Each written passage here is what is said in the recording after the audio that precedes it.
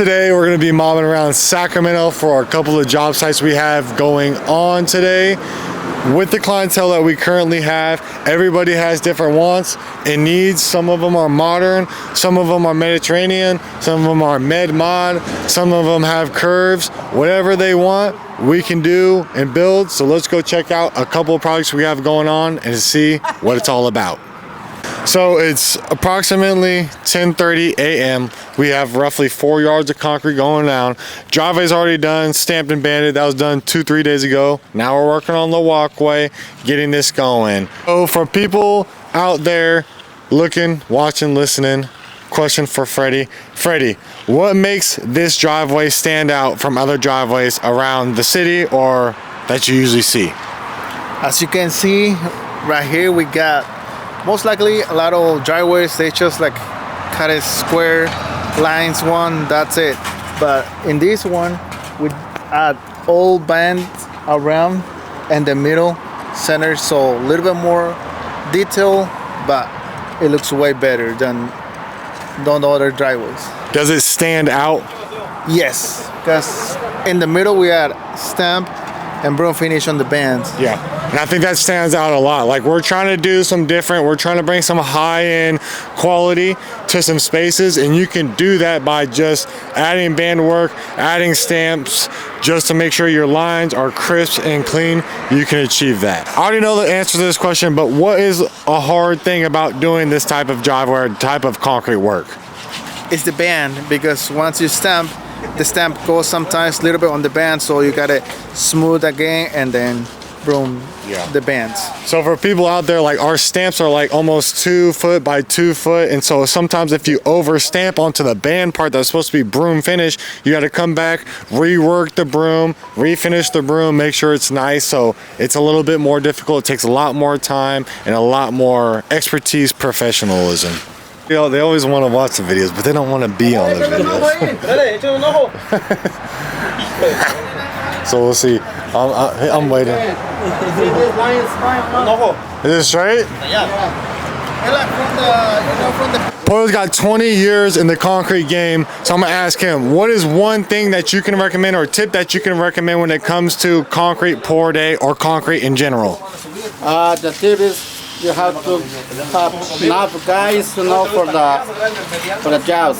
So, like, do you have less people? The job is not gonna.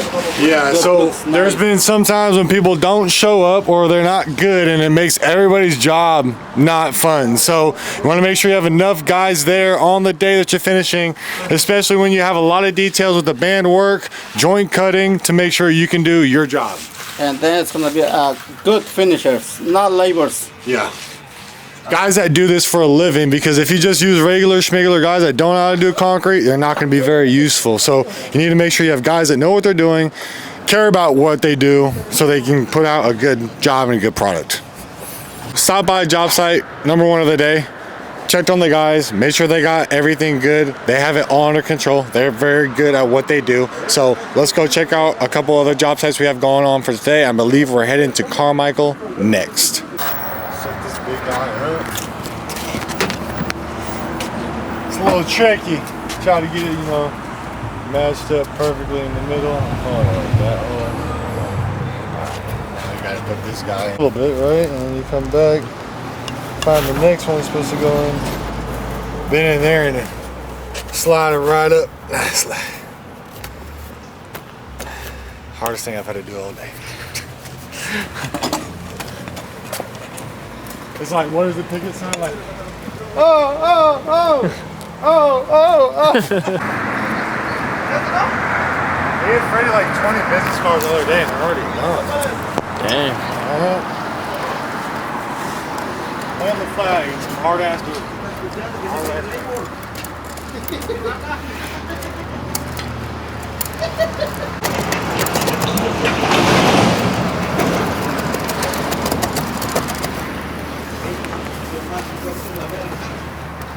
I might need your help. Oh.